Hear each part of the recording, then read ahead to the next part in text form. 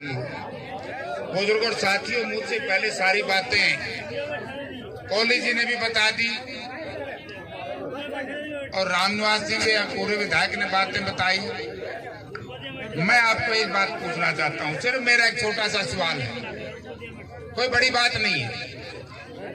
भाई यहाँ के जो जनप्रतिनिधि हैं, चाहिए तो ये था कि जब चौधरी भूपेंद्र सिंह हुड्डा की सरकार थी, कोई भी धरना प्रदर्शन इस इलाके में होता, हरियाणा प्रदेश में होता, तो हमारे लोकल विधायक और लोकल सांसद लोगों के बीच में जाते थे, लोगों की बातें सुनते थे, वो मुख्यमंत्री जी को बताते थे और मुख्यमंत्री जी उसका अनुदान करते थे। तो यहाँ पर आपका मेंबर पार्लियामेंट आया कि नहीं आया? और यहाँ का जो लोकल एमएलए, मैंने तो एक दिन सुन के बड़ा आश्चर्य हुआ कि वो क्या नाम उसका, जोगीराम कहता है मेरा टेलीफोन नहीं उठाया। मैं उस दिन भी कह के गया था, अगर विधायक का टेलीफोन उसी की पार्टी का डिप्टी चीफ मिनिस्टर, जिसने अपने व्यापार के लिए इस इलाके को उजाड़ने का काम किया, और उसी का महकमा डिप्टी चीफ मिनिस्टर, और टेलीफोन न उठाओ तो या तो इस्तीफा दे या फिर दाल में काढ़ा है, बेईमान वो भी उतना ही है जितना दुष्यंत चौटाला है, जितना मनोहर लाल। सारी दाल काली है, फिर सारी दाल तो रखने से भी ठीक नहीं होती, या तो फिर खिंडानी पड़ेगी। खिंडाओगे ना, चलो सारे हाथ खड़े, मीडिया को देखो, सारे दाल खिलाओ। आप सुनो भाई, अरे याद होगी, मैं एक बात याद दिलाना चाहता हूँ। रास्ते के ऊपर मेरी बात याद आ गई, चौधरी भूपेंद्र सिंह हुड्डा इस प्रदेश के मुख्यमंत्री बने और मैं यहाँ से एमपी था। आप लोगों को याद होगा, नागौरी गेट के सामने हुड्डा साहब आपने पहली रैली की थी, 1 साल हुआ था, और बीच का रास्ता निकल नहीं पा रहा था, जहाँ लोगों को सबसे ज्यादा सुविधा। जब मैंने हुड्डा साहब से रिक्वेस्ट करी कि 2 दुकानें एक्वायर करके इस रास्ते को खुलवा दो, बहुत लोगों ने प्रयास किया, नेताओं ने उस पर व्यापार करने का प्रयास भी किया, लेकिन चौधरी भूपेंद्र सिंह हुड्डा ने कहा कि मेरे राज में सरकार के माध्यम से कोई व्यापार नहीं करेगा, इसलिए वो दुकान एक्वायर करके रास्ता खाली करवा था परिजातों से सीधा गुरुद्वारा के साथ, वो हुड्डा साहब ने खाली करवाया।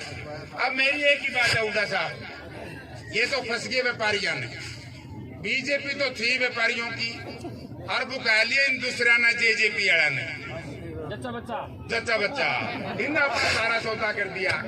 तो अब सर बात यह है कि कोहली की जमीन का लागत है डिप्टी चीफ मिनिस्टर की 35 एकड़ जमीन नहीं है, बल्कि उसकी सैकड़ों एकड़ जमीन है, जिसकी गिरदौरी, जिसके कागजात हमारे मित्रों के काफी ले फिरते हैं। उसमें से एक करोड़ी मैं भी ले रहा हूँ, मेरे टीम दिया मिल गया ने। किस ने डांटोगे? यू डिप्टी चीफ मिनिस्टर तो डाकू हो गए, डाकू। या सरकार में डकैत बैठ दिए तो हमने बड़े लोगों ये इस काबिल नहीं थे। ये तो एक बहका करके यहाँ लोगों के वोट लूट करके चले गए। जात पात मजहब और धर्म के नाम से जब तक मतदाता इसी तरीके से वोट का इस्तेमाल करेगा, तो इसी तरीके से इस इलाके को नुकसान होता रहेगा। आपने सबसे पहले निर्णय लेना चाहिए कि हमने कैसी सरकार बनानी है, हमने कैसा एमएलए बनाना है, हमने कैसा एमपी बनाना है, किसकी वोट से कौन भूपेंद्र सिंह हुड्डा मुख्यमंत्री बनेगा, तभी तो बात बनने वाली है ना। हम गुस्से में आगे अरे डकैत किस्म के लोग बना दिए, तो फिर तो पोए पेड़ बबूल के आम कहाँ से हों। तो मैं एक ही रिक्वेस्ट करता हूँ, हेरा फेरी तो कर देंगे, ठीक है, क्या है राधा किशन जी कर दोगे ना?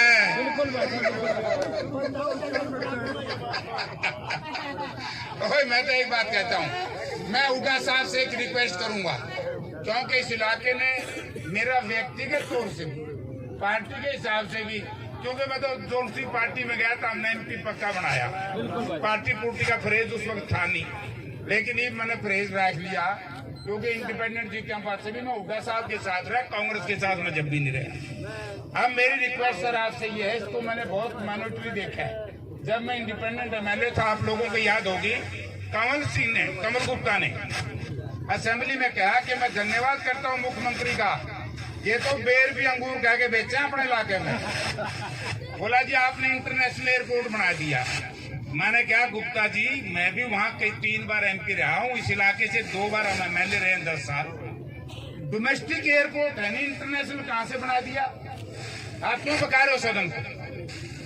तो एक तो बात ये है कि ये इंटरनेशनल एयरपोर्ट बन ही नहीं सकता। ये तो आप लोगों की बेशकीमती जमीन कोड़ियों के भाव खरीद के व्यापार कर गई है, बेच के पार। इस सारी व्यवस्था के लिए एक तो मैं आज आपको आश्वासन दिलवा के जाता हूँ, हुड्डा साहब तो बड़े नेता, इनकी तो जिम्मेवारी है सारे प्रदेश की। मुझे ऐसा लग रहा है कि लगाओगे, आप लाओगे ना इनकी जिम्मेवारी पूरा प्रदेश की। देखिए कादा को ठगी करना चाहिए तो उसकी मानियो ना, बहुत को आनावेंगे। तो दूसरा ये है, अच्छा कुछ के बता दोगे फिर ठीक। दूसरा भाई ये है, मैं एक डिमांड रखता हूँ और आप भी शायद उसको मानोगे। सर ना नया रास्ता ना पुराना, जैसे आपने वहाँ परिजा चौक पे दे दिया था, अगर ये इंटरनेशनल एयरपोर्ट ये सरकार बना दे तो बेशक हमें इधर का रास्ता दे देना। अगर ये रवे फ्लाइंग क्लब, फिर हमारा पुराना रास्ता खोल दिया, क्यों ग्रांट करो हमारे। आपने जबरदस्त किया था, बल्कि इनके खिलाफ अगर आपने हमारी सरकार बना दी, मैं पर्चा दर्ज कराऊंगा। आपराधिक मामला दर्ज होता है, इनकी वजह से ही पोस्टल जेल उखाड़नी पड़ी, इनकी वजह से लाला लाजपत राय यूनिवर्सिटी को बाहर ले जाना पड़ा, इनकी वजह से पुलिस लाइन को उखाड़ना पड़ा। यानी कि सैकड़ों करोड़ रुपए का नुकसान, अब नहर भी उठेगी, वह टोटल हजारों करोड़ रुपए का नुकसान इस प्रदेश में हुआ है। तो इसकी भी आज आपने कहना पड़ेगा इन लोगों के बीच में, जिसकी भी जिम्मेवारी होगी, चाहे मुख्यमंत्री हो, चाहे उप मुख्यमंत्री हो, चाहे विधायक हो, चाहे एमपी हो, उसको जिसकी भी जिम्मेवारी है उसकी जिम्मेवारी के लिए जांच कमेटी बिठानी पड़ेगी। और जिन लोगों ने राजनीति के माध्यम से व्यापार करने का प्रयास किया है, वो प्रजातंत्र के सबसे बड़े दुश्मन हैं, चाहे कितने बड़े से बड़े परिवार में पैदा हुआ हो, चाहे कोई हो।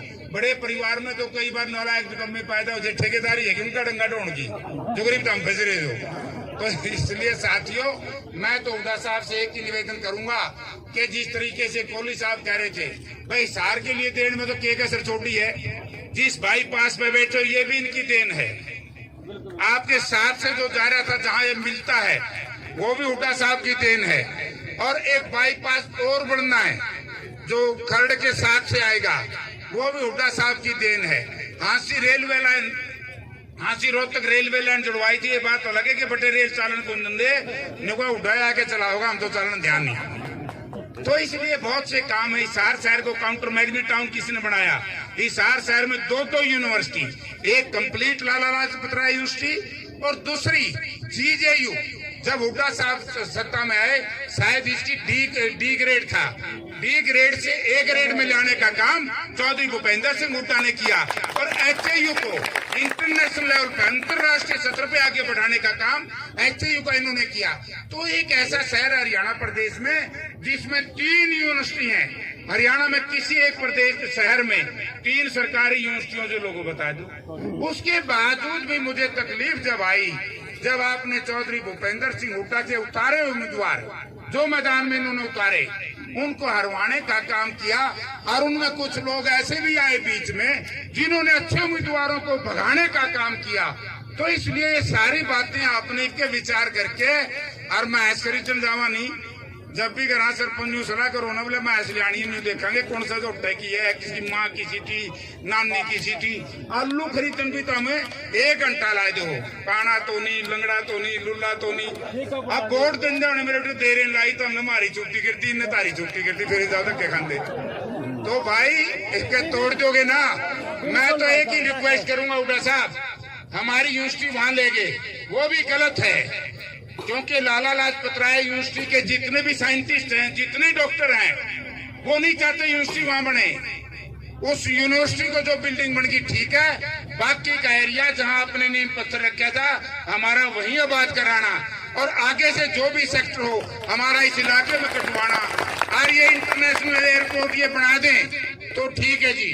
अर्जी हो फ्लाइंग क्लब, हमारा बीच वाला रास्ता दे दियो जी। इनने तो कमबख्ता ने फंस गए। कहते हैं ना, जलाद प्रवृत्ति का राजा जब जलालत पे उतर आए, लंगड़ा के फंस गए। मैं यह बात कह दूं नहीं, राधा किशन फिर ये और रुसेंगे यार, मैं तो है कहने लग रहा हूँ, नहीं रुसेंगे भाई, तोड़ हो गया। कह दो नहीं जच्चा बच्चा बीजेपी सीजेपी की बात करो, किसी करो भाई, छड़े लो हुड्डा साहब तोड़ हो गया। यही एक रिक्वेस्ट करूंगा, हुड्डा साहब 10 महीने तो काट लेंगे, लेकिन 14वें महीना पाछे जब आप आओ, जैसे आपने रेल बनाई, जैसे आपने एक्सप्रेस हाईवे बनाई शहर में, जैसे आपने यूनिवर्सिटियां बनाई, जैसे आपने काउंटर मैग्नेट टाउन बनाया शहर को, ऐसे ही हमारे इस इलाके को सड़क दे दियो, आपकी बड़ी मेहरबानी होगी। और अब ये इलाका आपकी सरकार बना करके इस सांस लेगा। आपका बहुत बहुत धन्यवाद।